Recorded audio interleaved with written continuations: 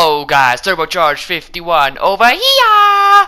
I hope you're having a splendid day wherever you are in the world. And guys, it is time for round 16 at Sochi here for the Russian Grand Prix. I hope you are all excited for this Grand Prix, a track that I really love, but that I'm not good to drive at, but we're going to give it our all today. Looking at the performance chart, Mercedes have made some strides, and even with the regulation change, they have upgraded their car to just get ahead of Ferrari. Red Bull in third place are plateauing. Renault in fourth place are also plateauing, just with myself with a slight minor upgrade. As you guys know, at the beginning of this episode we had a small upgrade. We are catching Renault slowly but surely with only 5 rounds in the championship to go. Haas and Force India are bringing up 6th and 7th position, with McLaren finally jumping Sauber after about like 4 or 5 rounds. They are in 8th position, and Williams and Sauber are now fighting at the back end of the field to see which team is really the worst. But further than that, here we look at the performance chart. You guys see I have bought the most important upgrade that we have purchased in the chassis department thus far, the major chassis upgrade, and then we have also repurchased the basic durability upgrade for the durability department. And as you guys know, this is the Russian Grand Prix. It's a very fun track to drive, a very technical track, but it's a track that is always a blast, especially if you get everything correct. But let's head to the Russian Grand Prix qualifying. Someone's noticed a leak in one of the coolant lines, so we're patching that up as we speak. Hold tight for now until we've checked everything over.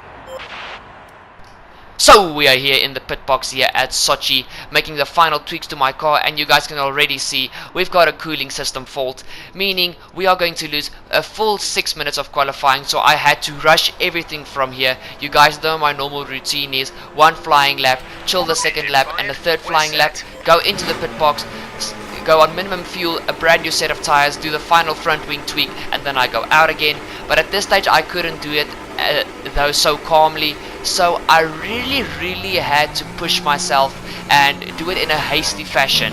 So this was not the best qualifying session. I don't like to be hasty with stuff. I like to take my time, but because of the cooling system fault, there was nothing else that I could do about it. I had to be as quick as possible, and at this stage I was just like, okay, you know what, we have to get out of qualifying 1, so let's just give it our all and see how we go. Heading on to the end of the first lap, you guys will see this 3rd sector in Sochi is such a tight and twisty sector.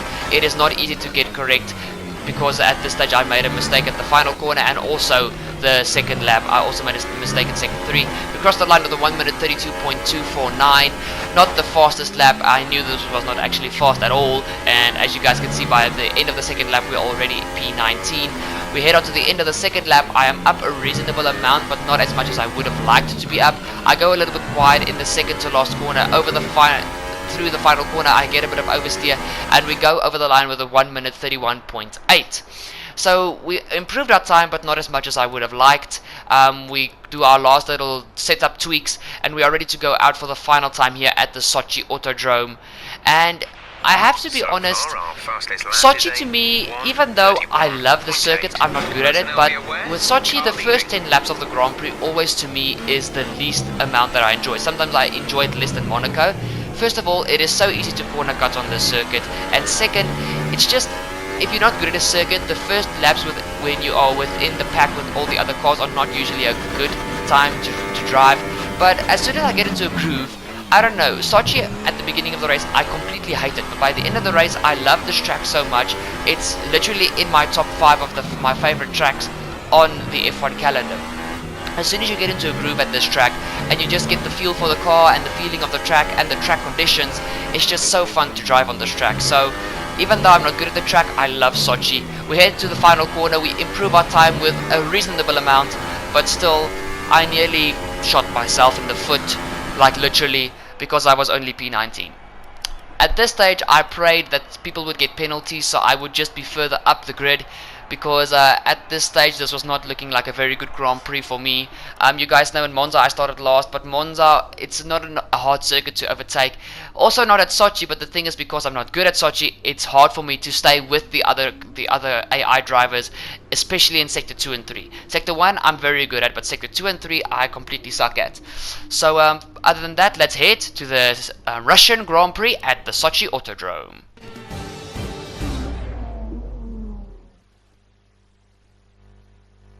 We're almost ready to go then, and this is what the starting grid looks like for today's race. Lewis Hamilton lines up on pole position, and Kimi Raikkonen completes the front row. Looking down the rest of the grid, we have Vettel, Bottas, Max Verstappen and Perez, Leclerc, Ricciardo, Magnussen and Marcus Ericsson, Grosjean, Sainz, Lance Stroll, O'Connor, Ocon, Sirotkin, Nico Hulkenberg. They've taken a grid penalty, and Fernando Alonso, Gasly and Stoffel Van Dorn completes the grid.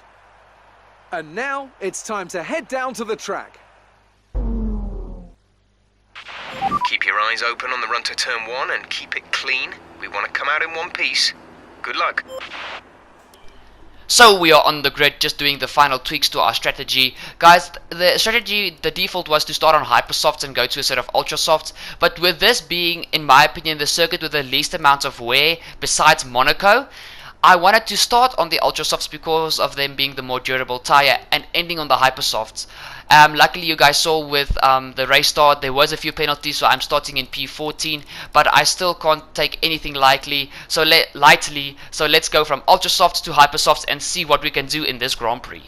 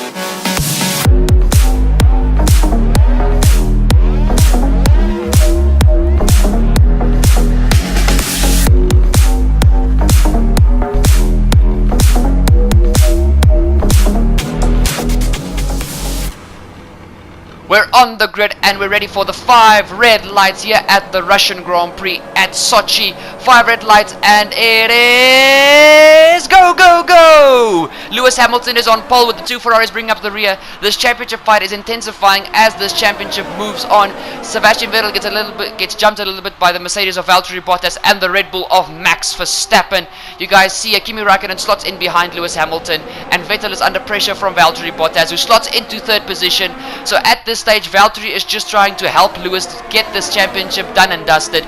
So he is only a thorn in the side of the 2 Ferraris as well as the 2 Red Bulls. But look at that, guys, the Force India just behind the Ferrari just slots in front of Max Verstappen, and that is Sergio Perez. He had an awesome Grand Prix. You guys will see as this Grand Prix progresses. That Force India didn't have a little pace, it had a lot of pace. And as you guys know, with the performance chart that I showed you in the beginning of the video, the Force India is not one of the strongest cars on the grid. It's in the bottom half.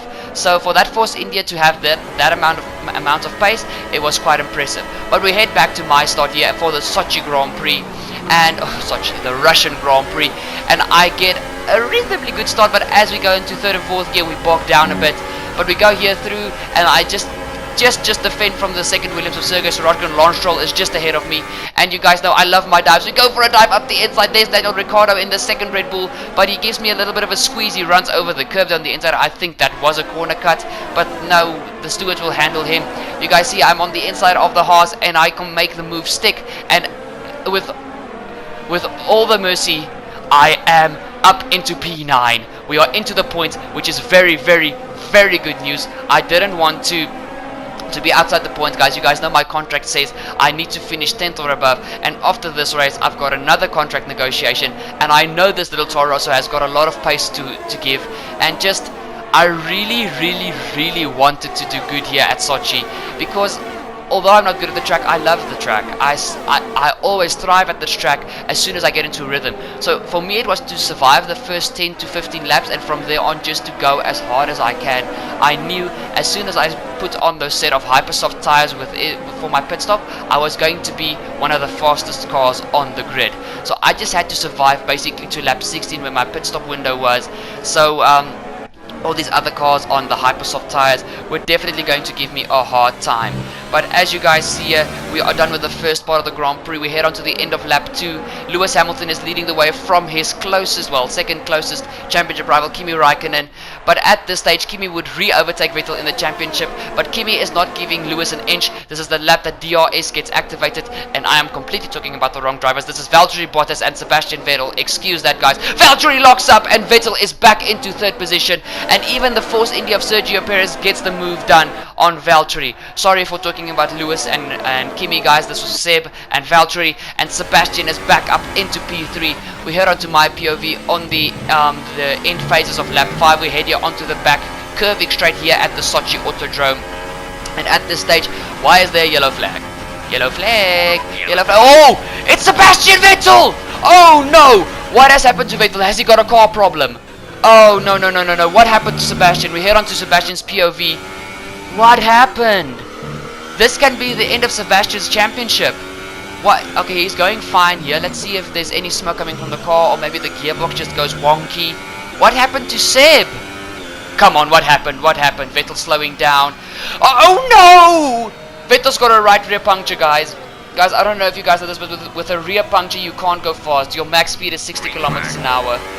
Oh my word, guys, is this the end of Sebastian Vettel's championship hopes? Is it gonna be a fight between Lewis Hamilton and Kimi Raikkonen? Oh, poor Seb. His race is over because of Sochi. I think it's the second or third longest pit lane, and Vettel can only drive at 60 kph until he gets to the pit lane. Oh my word, we go here onto my POV, and I'm under pressure from Kevin Magnussen, my rival. We go into the first corner, I defend successfully, and Kevin is now under pressure from the Sauber and his teammate in the other Haas, Roman Grosjean. But come on, okay, let's go back to Seb's POV. Let's see if Seb actually made it to the pits. Yes, he made it to the pits, and you guys can see how slowly Seb goes. He goes the same speed as the pit limiter is for Sochi, and he had about a fifth of the track to go. You guys can see there goes Lewis Hamilton and his teammate Kimi Raikkonen. Sebastian has already been lapped, and it's the beginning of his 6th lap, the beginning of the other driver's 7th lap. Sebastian's race is over. He won't be able to catch the other drivers from now. As you guys see, we head on to the end of lap 7, beginning of lap 8, and Kimi Raikkonen is putting his championship rival Lewis Hamilton under pressure. I think now that Vettel might be out of the championship picture, Ferrari told Kimi, you need to push, Kimi, it's now or never. Oh no, I feel so bad for Seb, guys. I honestly have to tell you, my heart has sunk for Sebastian. Even in the virtual world, he can't get a break. Here we go on to Valtteri Bottas' POV, and him and Max Verstappen are heading into the pit lane to go for their one and only stop onto a set of ultra soft tires to go to the end of the Grand Prix. Valtteri goes into the pit box first. Red Bull versus Mercedes mechanics onto the ultra soft, and Valtteri is out. Is the Red Bull going to beat him? And no, unfortunately Max does not beat Valtteri, and Max is still behind the Mercedes driver. We head on to lap 11, and the two leaders, Kimi Raikkonen and Lewis Hamilton, are heading into the pits. Kimi leading the race thus far, and guys, I'm still so so sad for Sebastian. But it's going to be the Ferrari mechanics versus the Mercedes mechanics. Who is going to get the better of each other? Let's see. And it is Lewis who gets the best out of the two. Well done, Mercedes mechanics. You guys have won the Ferrari mechanics. So now Kimi has got a big job ahead of him. Now he has to overtake Lewis for a second time. Let's see if the Ferrari has the pace. Now with the Mercedes being the strongest car according to paper. We head here onto the end of lap 12, and the leader of the race is Charles Leclerc in his Sauber, but Charles has not gone into the pit yet. This is the lap that he will go into the pit. And guys, I have to say, the Sauber is probably the most beautiful car on the grid besides my Toro Rosso. The Toro Rosso and the Sauber are very close in my opinion, but they are both beautiful cars. As we head here on into the end of lap 12, you guys will see Charles Leclerc comes into the pit lane, and we jump onto my POV, and this will release me into the lead of the Russian Grand Prix. But no, not for long, because on my rear end is Lewis Hamilton and Kimi Raikkonen, and also Sebastian Vettel, who went after his pit stop, he went onto a second set of hypersoft tires, and he is chasing down these two leading cars just to unlap himself. But with all due respect, there's nothing Seb can do about it. He needs to try and stay with these guys until the end of the Grand Prix and hope that they catch the cars that need to be lapped. You guys can see Lewis is trying to get past me, and my pit stop was on lap 16, as you guys know, and I wanted to defend here for a stage and to see how heavily Lewis would attack. If he only would attack at one stage of the track, I was going to keep on defending, but as you guys saw here, Lewis was attacking with everything he had to get past me, and I just decided, you know what, I'm just going to defend for one lap and then I'm going to let you guys through. I just want to fight a little bit for one lap just to get that feeling of next season my car is going to be up to standard with your car. Bring it on, baby. Let's see what you guys got. And I know usually I would let them pass and just go on with my own race and try to lose the minimum amount of time, but at this stage I was just like, you know what, no way, Jose. If you want to pass me, you're going to have to fight for it, especially these two cars. You guys see we head onto the replay camera, and now it's Kimi versus Lewis versus me. Lewis is up on my outside for the first part of the chicane. I give him a little bit of a squeeze, but Lewis is still alongside me for the left side turn into the chicane. He's still alongside me for the next chicane. It's a left-right chicane. Lewis is into the lead briefly, but I keep my car's nose in there and I give him the squeeze on the exit of the chicane. And now Kimi has got to run on Lewis into the second to last corner. Kimi makes the move stick, and Kimi is up into P2 and actually the lead of the Grand Prix. And at this stage I was just like, okay, I had my fun, guys. Lean fuel mixture, no ERS. Come on, guys, get past me. And I don't want to hold you guys on longer. And as you guys see there on my MFD, I am on lean fuel mixture and no ERS at all. And I let Kimi and Lewis pass. Seb was still behind me, but I also didn't give a big fight to Seb. I know Seb needed to stay with these guys if he wanted any hope in this Grand Prix. But we head on to the end of lap 15, and as you guys can see, Kimi is still leading the way, with Lewis giving a lot of pressure from behind. I think Kimi was quite happy that I was a little bit of a mobile chicane for Lewis, and I actually gave Kimi the chance just to catch up. But Kimi Raikkonen is leading the way from Lewis Hamilton, myself in third position, Sergio Perez is in fourth, still ahead of the Mercedes of Valtteri Bottas in fifth. In sixth place we've got Max Verstappen in the first for the Red Bulls, Daniel Ricciardo in seventh in the second Red Bull. Then in eighth position we've got Charles Leclerc still flying the flag for Sauber very high. Then in ninth is Kevin Magnussen in the Haas, and 10th is brought up by the second Sauber of Marcus Ericsson. And for those two cars nearly being the worst cars on the grid, they are actually doing not fairly well, they are doing exceptionally well in this Russian Grand Prix. So props to you guys. We jump onto the POV of Valtteri Bottas, and as you guys see, he's chasing after Sergio Perez. Perez was driving fantastically in this Grand Prix. He's in a podium position at this stage because I was coming in at the end of this lap. But Valtteri Bottas finally makes a move up the inside and goes around Sergio Perez, and at this stage it's lap 16, and I think Valtteri was just like, finally, I am in front of you. But at this stage Valtteri was so far behind Lewis and Kimi, there was no way that he was going to catch them. But we head on to my POV, and you guys see we are heading into the pit lane, and we are ready to go onto a beautiful set of pink walled hypersoft tires and fight until the end of this Grand Prix. I knew there was points on the line and I needed to fight as hard as I can.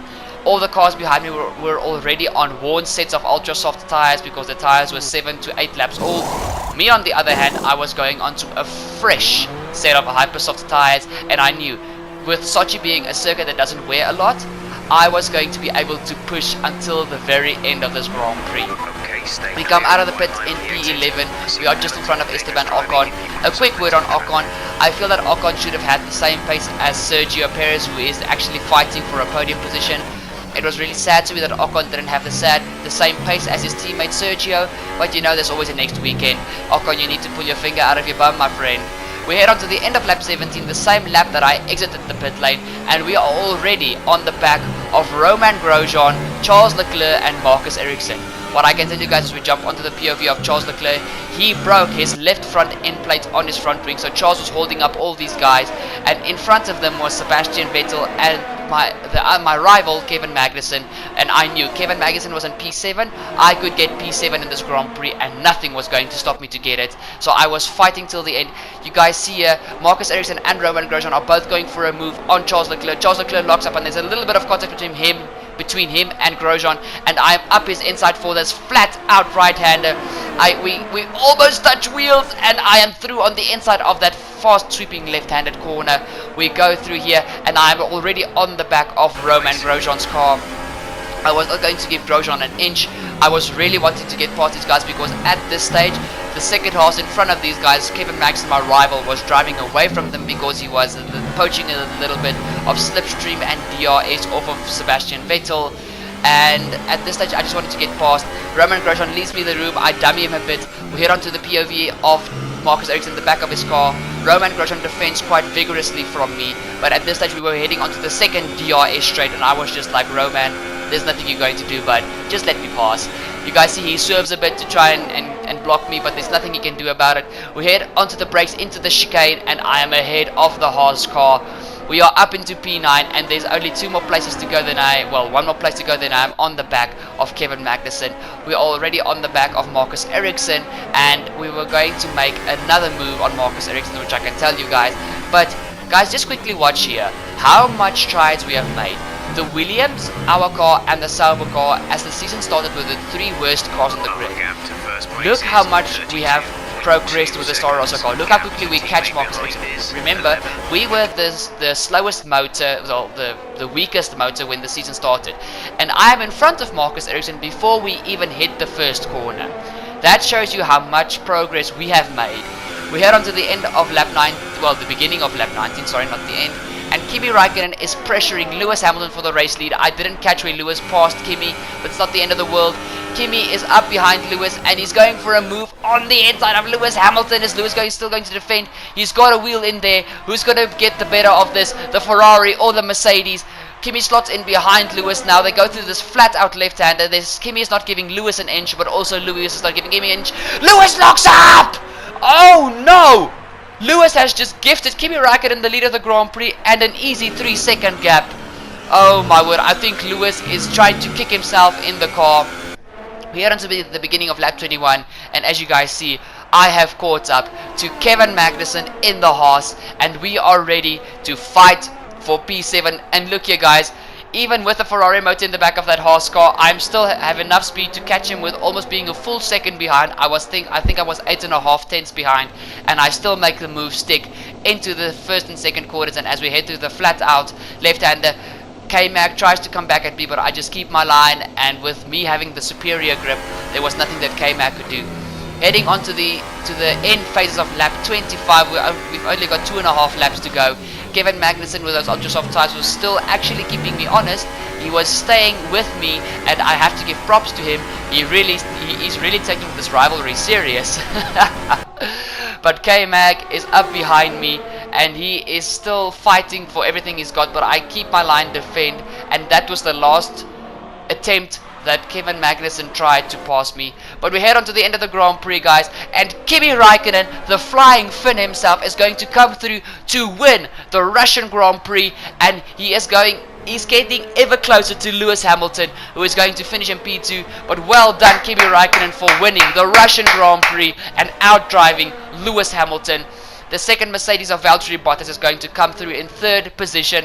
Well done to Mercedes for the 1-2. They are still in this fight for the Constructors' Championship, especially after this race with Sebastian Vettel finishing plumb dead last.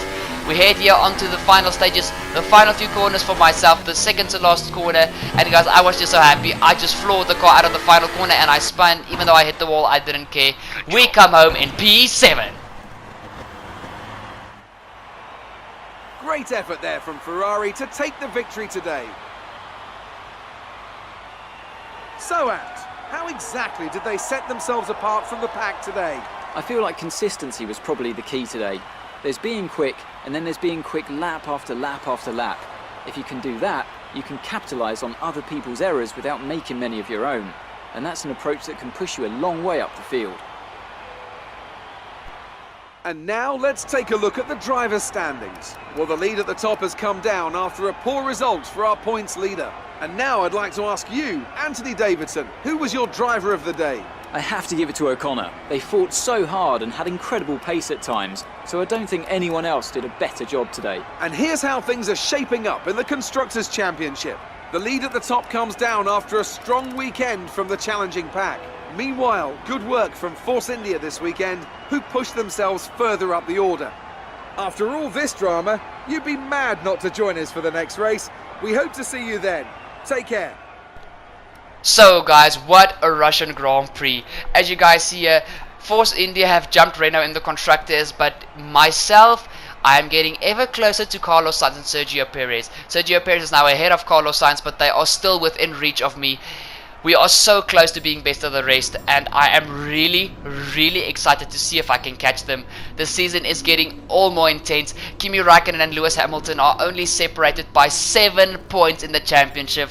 Vettel is behind by 28 points, so Vettel's got a mountain to climb, but you never know. If Vettel pulls out 2 or 3 wins in the next few Grand Prix, you never know what can happen. But guys, it is time for a new contract negotiation, and let's see how we can sell ourselves.